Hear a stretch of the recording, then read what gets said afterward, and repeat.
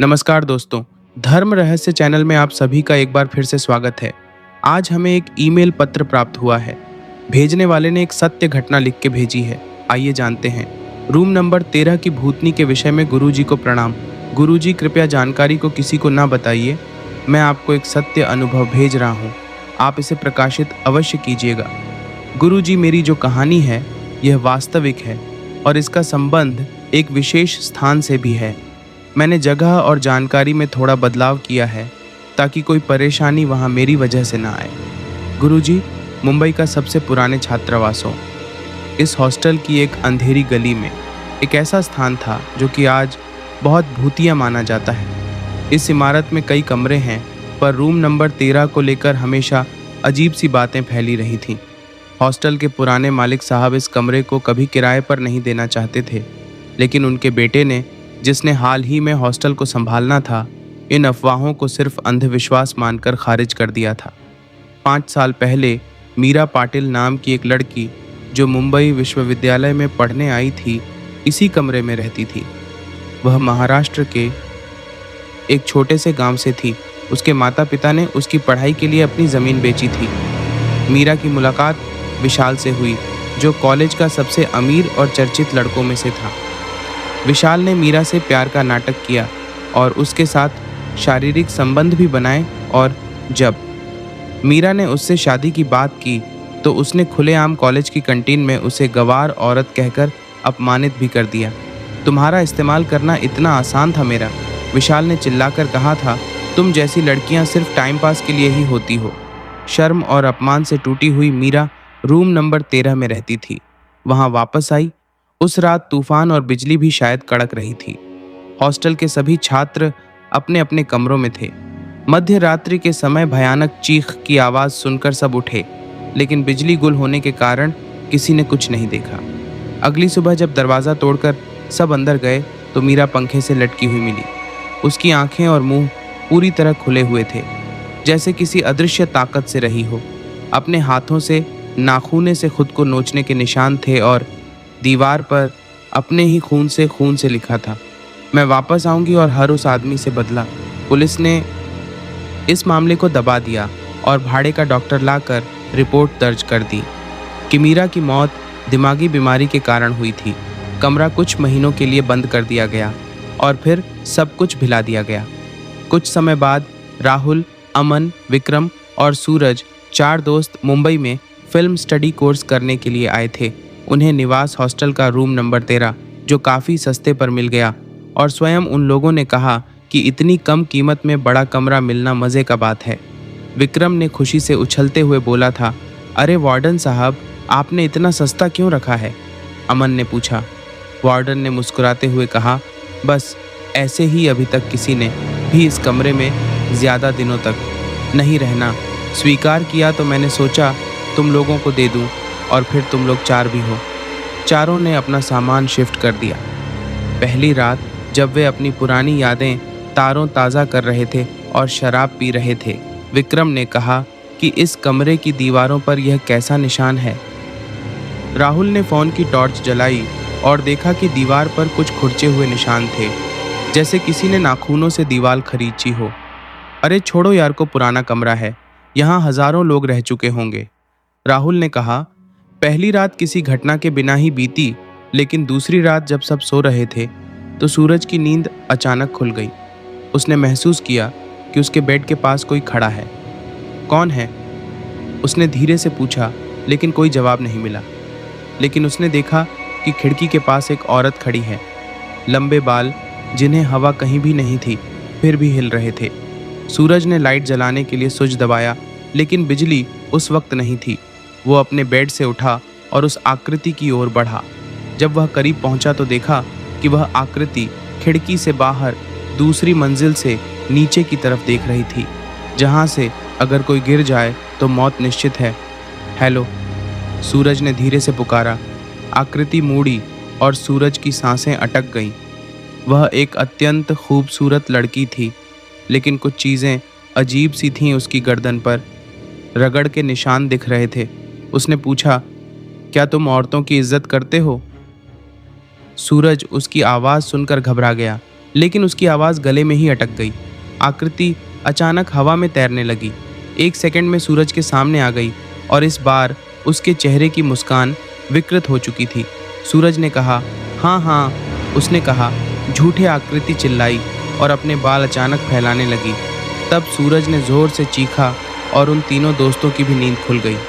जब वे उठे तो उन्होंने देखा कि सूरज ज़मीन पर पड़ा था। उसके शरीर पर नाखूनों के निशान थे, जैसे किसी अदृश्य ताकत से वो रहा हो। बचाओ, वह मुझे मार डालेगी, सूरज चीख रहा था। अमन और राहुल ने उसे पकड़ा, जबकि विक्रम ने लाइट जलाने की कोशिश की। तब तक लाइट आ चुकी थी। सूरज भी शांत हो गया, लेकिन उसकी आंखें अभी भी डर से फटी हुई थीं। राहुल ने पूछा, तुमने कहा एक औरत खिड़की के पास, उसने मुझे अपने बालों से घेर लिया था। सबने यह सोचा सूरज ने कोई सपना देखा होगा। उस रात के बाद सूरज को बुखार आ गया और वह बिस्तर से नहीं उठ पाया। डॉक्टर को बुलाया गया, जिसने कहा कि यह सिर्फ वायरल बुखार है, लेकिन सूरज कुछ और ही जानता था। तीसरी रात विक्रम बाथरूम में नहाने गया हुआ था। अचानक उसने महसूस किया कि पानी गर्म से ठंडा हो गया है और बाथरूम का शीशा भी भाप से भर गया है। उसने जब शीशे को पोंछा तो देखा उसके पीछे एक लड़की खड़ी है। विक्रम ने डरते हुए कहा, कौन? उसने चिल्लाता, मीरा। और जब वो उसके नज़दीक आ रही थी तो उसके शरीर का पूरा विकृत स्वरूप दिखाई दे रहा था। उसकी गर्दन अस्वाभाविक रूप से लंबी थी, हाथों के नाखून बढ़ रहे थे। उसने अपनी आंखें दिखाई। उसने कहा, तुम लड़कों के साथ मैं क्या करूं? तुमने मुझे अपमानित किया है, मुझे फेंक दिया है। लेकिन यह बोलने के बाद अचानक से विक्रम की हालत ही खराब हो गई। बाथरूम में भागने की कोई जगह नहीं थी। विक्रम की आंखों में साबुन था। उसने तुरंत अपनी आंखें मली, लेकिन जैसे ही उसने अपनी आंखें मल कर देखा, वहां कुछ भी नहीं था। यह देखकर विक्रम भी बहुत डर गया था। इसकी चौथी रात बारिश हो रही थी, बिजली कड़क रही थी। चारों लड़के कमरे में एक साथ बैठे थे। सूरज और विक्रम पूरी तरह से डरे हुए थे, जबकि राहुल और अमन का अभी तक इस तरह की कोई घटनाओं से सामना नहीं हुआ था। लेकिन इसके पीछे का कारण खोजने की कोशिश की जा रही थी। यह कोई भूत प्रेत हो सकता है, अमन ने कहा। शायद कुछ मनोवैज्ञानिक तो नहीं है, या फिर कोई हमारे साथ मजाक कर रहा हो। इतना कहते ही अचानक बिजली चली गई और फिर से कमरा अंधेरे में डूब गया। राहुल ने अपनी फ़ोन की फ्लैश दिलाई और देखा कि कमरे का दरवाज़ा अपने आप खुल रहा है। कौन है? राहुल ने चिल्लाकर पूछा। दरवाज़ा पूरी तरह खुल गया, लेकिन वहाँ पर कोई नहीं था। फिर अचानक दरवाज़ा ज़ोर से बंद भी हो गया। उस वक्त कमरे का तापमान कई डिग्री नीचे गिर गया था। एक लड़की की मंदहंसी अचानक सबने सुनी। यह सुनते ही सूरज कांपते हुए कहा, वह आ गई है। अचानक कमरे के कोने में खड़ी अलमारी अचानक से नीचे गिर गई। चारों लड़के एक दूसरे के करीब आकर जमा हो गए और फिर विक्रम ने बिस्तर पर रखा। वह लैपटॉप अपने आप ही खुल गया और स्क्रीन पर कुछ अक्षर दिखाई देने लगे। वहाँ लिखा था, क्या तुम औरतों की इज्जत करते हो? अचानक भर से एक परछाई सी उठी और मीरा का रूप लेने लगी। वह भयंकर और विकृत थी। उसके बाल हवा में उड़ रहे थे। उसकी गर्दन बहुत लंबी थी और उसके नाखून लंबे थे। मुंह से काले रंग का कोई द्रव सा बह रहा था। उसकी आंखें बिल्कुल नहीं झपक रही थीं।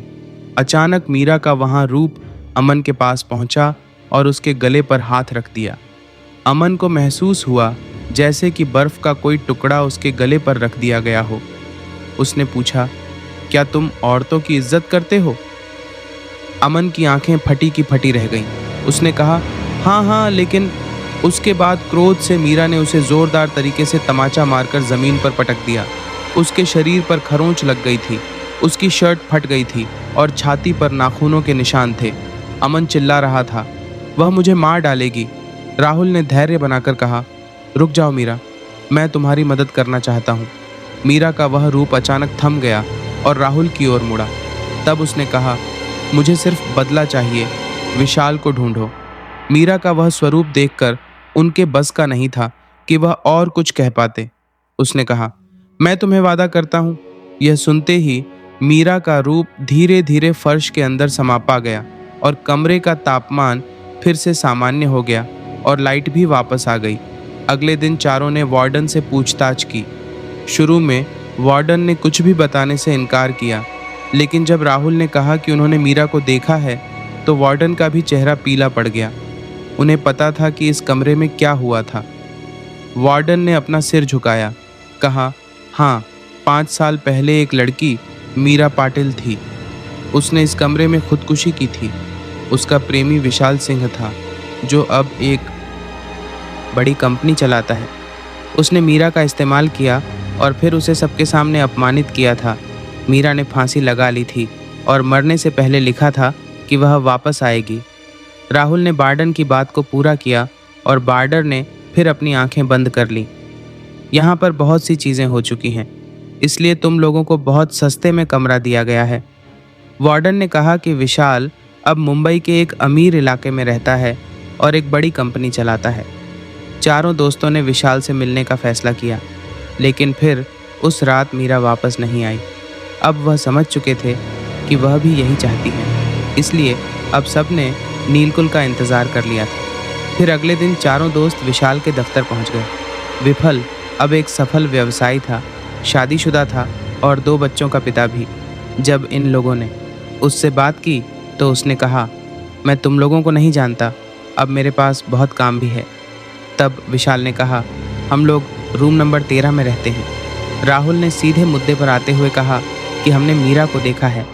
विशाल उसकी बात को सुनकर उसका चेहरा पीला पड़ गया और हाथ कांपने लगे। मीरा, वह हकलाते हुए बोला, हाँ वही मेरा, जिसके कारण तुम आज ऐसे हो, वही मीरा जिसने आत्महत्या कर ली थी और वह अब तुमसे बदला लेना चाहती है। बिस्लाल अपनी कुर्सी से उठा और दरवाजे की तरफ भागा, लेकिन उसे भी अचानक से मीरा नजर आ गई। वो फिर पलटा और चीखा, कहाँ, क्या सच में वह मीरा है या सिर्फ मेरा भ्रम है? तब राहुल ने कहा कि मीरा वास्तविक रूप से है और वह न्याय चाहती है। विशाल जमीन पर गिर पड़ा, उसकी आंखों में आंसू थे। उसने कहा, मैंने उसके साथ बहुत बुरा किया। मैंने सोचा कि वह एक गंवार लड़की है जिसका मैं अपने एंजॉयमेंट के लिए इस्तेमाल करूंगा। लेकिन रोते हुए विशाल ने कहा, मुझसे बहुत बड़ी गलती हो गई। मैंने कभी नहीं सोचा था कि वह आत्महत्या कर लेगी। तब इन सब ने कहा, तुम्हें उसके परिवार से माफ़ी मांगनी होगी और मीरा का भी उचित तरीके से संस्कार करवाना होगा। विशाल ने सहमति से सिर हिला दिया। अगले दिन चारों दोस्त मीरा के माता पिता, जो अब उस छोटे से गांव में रहते थे, वो रूम नंबर 13 में आए क्योंकि उनको बुला लिया गया था। साथ ही एक सिद्ध तांत्रिक पंडित को भी बुलाया गया था। प्रवेश करते ही वहाँ पर एक छाया दिखाई पड़ी, लेकिन वह शांत थी। उसे सबने देखा। उस दिन तांत्रिक पूजा की गई, शपथ का हवन करवाया गया और आखिर विशाल आगे बढ़ा। घुटनों के बल बैठकर उसने मीरा से माफ़ी मांगी। तब मीरा की आत्मा शांत हो गई। उस दिन की गई पूजा और हवन से मीरा की आत्मा उस हॉस्टल के रूम से हमेशा के लिए चली गई। उन चारों दोस्तों ने जो यह अनुभव किया था, यह मुझे पता है। मैं ज़्यादा नहीं बताना चाहता गुरुजी, लेकिन उन चारों में से मैं एक हूँ। आप समझ ही सकते हैं, यह एक बिल्कुल सच्ची घटना है जो हम लोगों ने अनुभव की थी। भले ही लोग इसे सत्य न माने, लेकिन आपके चैनल के माध्यम से सारे लोगों को मैं इस कहानी की सत्यता प्रकट कर रहा हूँ। कोई भी आत्मा जब तक उसकी अंतिम इच्छा पूरी ना हो जाए, मुक्त नहीं हो सकती। विशाल की उस दिन की माफ़ी ने आखिरकार उस आत्मा को मुक्त कर दिया था और वहाँ की गई उस पूजा ने उस कमरे को शुद्ध कर दिया था। फिर उसके बाद कभी कुछ नहीं हुआ, लेकिन रूम नंबर 13 हमारे जीवन में ऐसा अध्याय लाएगा, हम में से किसी ने भी नहीं सोचा था। गुरुजी, अगर यह अनुभव अच्छा लगे तो इसे अपने चैनल पर अवश्य प्रकाशित कीजिएगा। धन्यवाद आपका।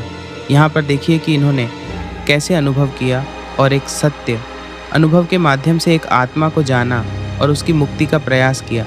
कोई भी व्यक्ति, चाहे वह कितना भी बुरा क्यों ना हो, अगर माफ़ी मांगे तो हर आत्मा उसे माफ़ कर सकती है। तो ये था एक अनुभव रूम नंबर 13 की भूतनी का। आशा करता हूँ कि वीडियो आप लोगों को पसंद आया होगा। आप सभी का दिन मंगलमय हो। जय माँ पराशक्ति।